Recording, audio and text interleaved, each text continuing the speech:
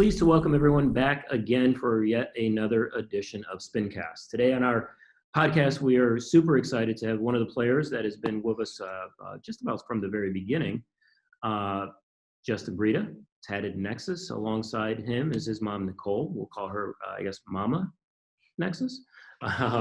First off, we sincerely appreciate the two of you taking a little bit of time to join us today. So welcome and thank you. How are you both doing? I'm doing pretty all right. It's Friday, right? Friday always makes things a little bit better anyway. Let's go. More time to game. The more time to game. Love it. So let's just jump right into it. What is your game of choice, Justin? I've been playing a lot of Tarkov recently. I think my overall favorite games and to play general, they used to be Siege and everything, and I played a lot of Borderlands and of course Call of Duty growing up. But right now it's Rust and Tarkov, but I didn't have a great pass of Fortnite. I got sponsored by an org 2 years ago, a while back when the game had just come out a little bit after. Awesome. So you dabble in a little bit of everything, but it sounds like the first person's is your forte. Oh yeah. Let's go backwards a little bit, just so our audience could understand. When was the first time you really started to find a real affinity, a real passion for gaming, where you started saying, you know what, I'm going to do this more and more because I'm pretty good at it and I love to do it. But how far back? Take us back a little bit. When I was 3 or 4, because my stepdad played a lot of games and my older brothers played games, so I started playing young.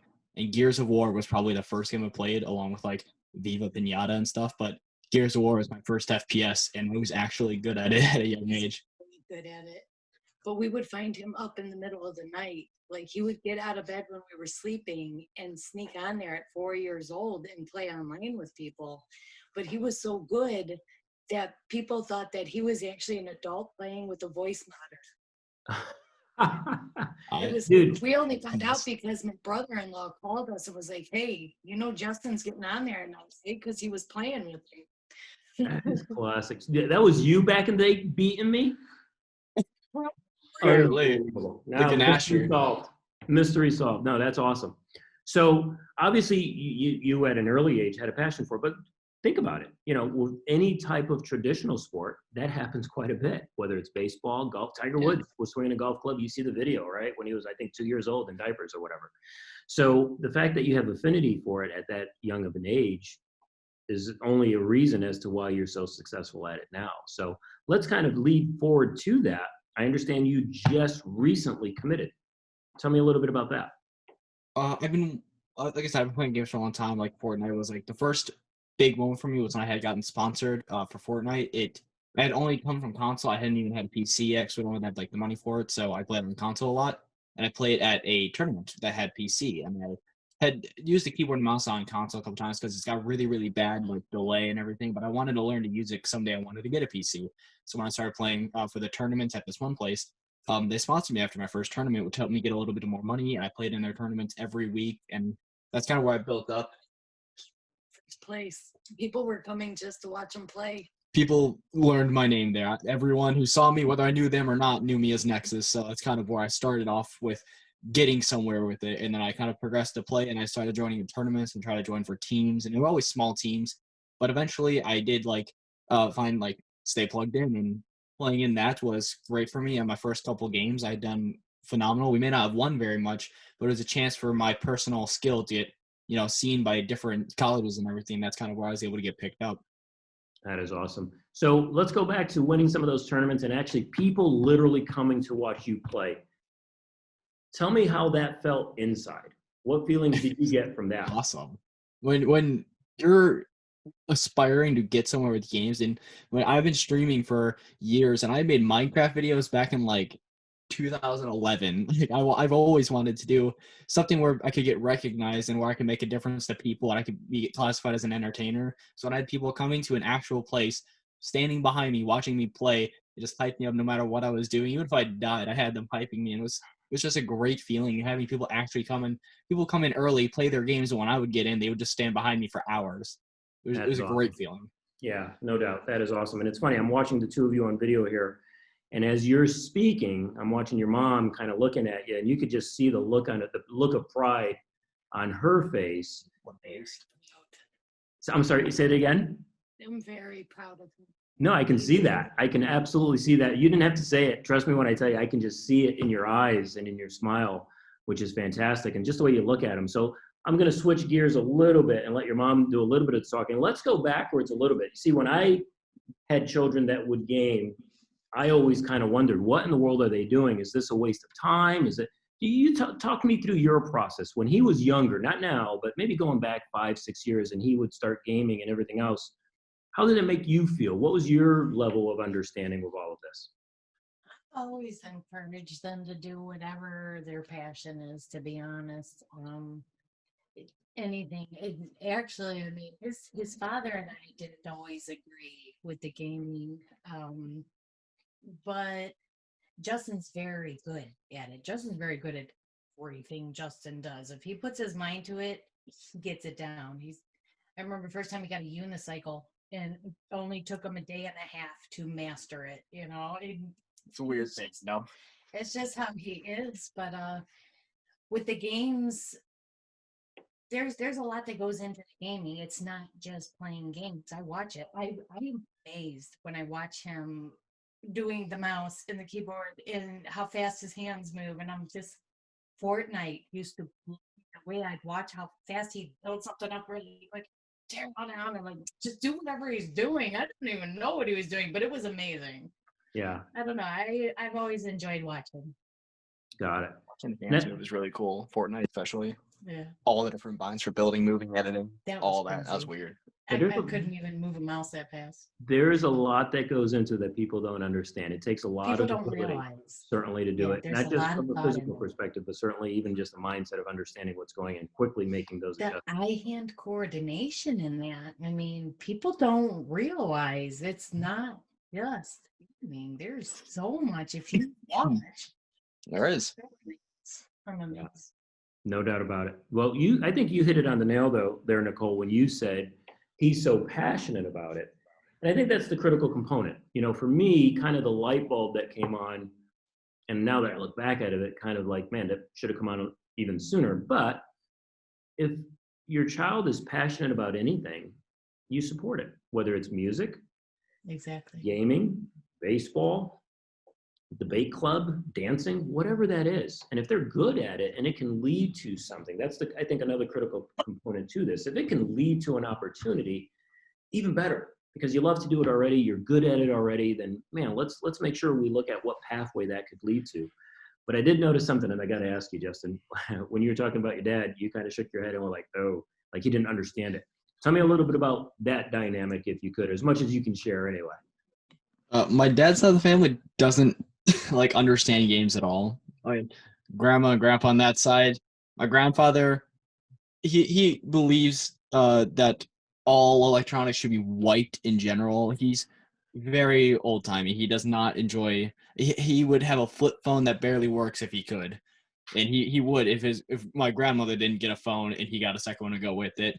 And my dad, he does support us, but doesn't entirely understand the whole gaming thing. He's a dog trainer. He's a much more physical person. He's rarely on his things, and when he is, he's just watching a video or a movie or something when he's doing something else.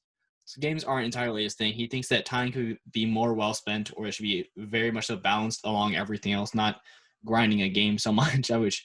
I agree. You could grind less, but it's also depending on the situation. I mean, with COVID and everything, I'm on a lot more. So it's he supports me, but he doesn't really get the games. Yeah. He understood a little bit more. Yeah. Mainly because when the guy sponsored him, he pulled us aside and talked to us and told us how amazing Justin was, and I mean, we already knew. But it was really nice hearing it from somebody else. When they first pulled us aside, I thought that In trouble. I thought he was in trouble. I thought he did something wrong. They made us come inside to get the money because he won the tournament. And I'm like, oh, this is weird. He's like, can I talk to you? But it was just because he wanted to tell us how amazing Justin was. And he said he actually don't generally like to play games with kids. And he said, but he'll play with Justin anytime. And I'm like, that's great. Probably 15, I think, when I first got sponsored, 15. So I was still younger. I mean, I'm almost 18 now. A couple months, I'll be 18. Nice. Very cool. Well, it goes along the same vein that don't don't worry about, what your dad thinks, only from the perspective. That's a lot of parents that are out there. And that's kind of one of the reasons I want to have you on the podcast. A lot of people don't understand it at the end of the day. They really don't. They don't realize what and I think the disconnect, again, comes just with what some of those opportunities could potentially be. Where the reality is, at the collegiate space, there are tons of schools out there that are offering scholarship money. Literally, They want you on campus to compete so that they can potentially win a school title as being the best at that particular game. And if you can help bring that to the table, just like any other sport, then they're going to go after you with scholarship money and say, hey, help us compete, help us be the number one performer. So again, kudos to you to stick with it, because it's not easy for everybody, especially now. I think in time, we'll see a lot more people understand it, especially as the generation comes forward, right? You grew up with this. I grew up with baseball, football, basketball, all that stuff, right? Gaming wasn't that relevant back then. I'm older. But the next generation, they're going to know a lot more about this. So they're going to be a lot more accepting. And this is going to be even more widespread, which I think is neat, because there's so many different parallels between traditional sports and esports that I think, if done well and done right, there's certainly a lot of opportunity out there. So talk to me a little bit about what your thought process is as you go to college. How do you think that will change your dynamics with gaming? Do you think, in other words, you'll have to grind more? Will it be more pressure filled because now it's scholarship money on the line and you've got the school logo on your chest, or no? What are your thoughts? Well, I always want to represent whatever I'm doing the best. Like when I was sponsored, I always played my absolute hardest. It was no fun all game. I just needed to win. I needed to represent myself and who I was playing for, especially because they eventually brought like duos and stuff in. So I was playing with a teammate and I didn't want to let them down. I would never want to let the college down that I'm going to. Getting accepted into DU is just an amazing thing to have. And I don't want to like mess it up or throw their title into the ground. So I'm going to absolutely grind as hard as I can with whatever free time I have. Obviously, you need to be able to have like some kind of social life with it, but I'm doing my first year online, so I'm still going to be at home, so it's going to be a little bit more available to me. I don't know how going into college itself is going to be when I actually am on campus, but I'm absolutely going to grind as hard as I possibly can. I have work still, I'll have school still, but as long as I can keep those on task, whatever free time I have, besides what time you need to sleep, get your sleep, kids. I would definitely be grinding as much as I possibly can. Quick segue from there. Let's fast forward, and I know this is a tough one usually to answer, but 5 years from now, 6 years from now, what do you see yourself doing? What would you like to see yourself doing? With all luck, I have been streaming recently again. I've been streaming for the past couple of years, but I switched over to Twitch. I would like to be able to graduate college, have at least moved out, graduated college, and have a steady job to go along with streaming. I would like to have streaming as to at least begin with. I know it's going to take some time, but I'd like to at least have a steady job to go with streaming, hopefully making some money off of that, and then progress into a full streaming career.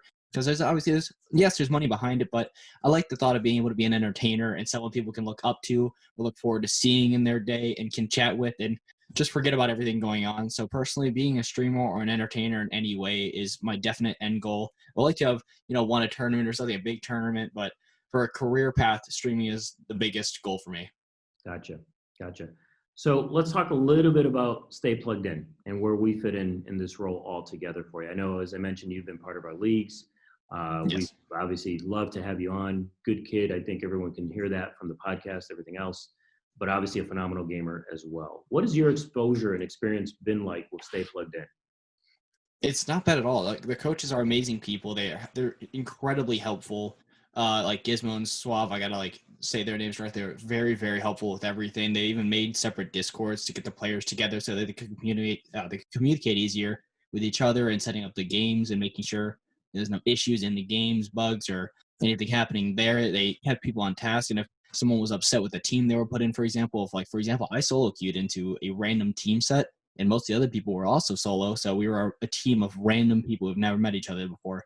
And the coaches and everyone helped keep everyone together, and any internal conflicts, flaws, they helped with everything. So Stay Plugged In was incredibly helpful. They're very organized. They're just a great group of people to work with. Awesome. Well, I know just from exposure and experience, that's not always the case, meaning it's tough sometimes, especially as a solo, to find good teammates that you'll gel with and stick to it with and everything else. So first and foremost, it makes me happy to hear that, you had a great experience with that. We look forward to the next cohort, seeing you compete some more. Frankly, I look forward to hearing more about you at DU and beyond. You're a good dude. Obviously, you've got support. Mom's been smiling, literally beaming from ear to ear this entire interview. So, Nicole, you've obviously done some very good things here with Justin. So, kudos to you both.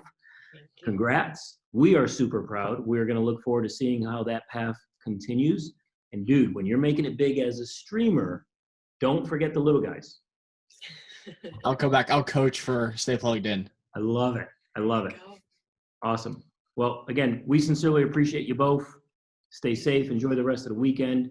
We're going to be following your career path. Please, let's stay in touch. Let's see how that continues to go. Love to have you back on as you continue with your career. Do you and go on from there. So without further ado, thank you both. Thank you all for listening. Thank you very much for having me. No worries. Thank you all for listening to another edition of Spincast, and we look forward to following Justin Breed at TattedNexus and his career path moving forward. Mama Nexus, thank you so much. Take care, both of you. Have a great night.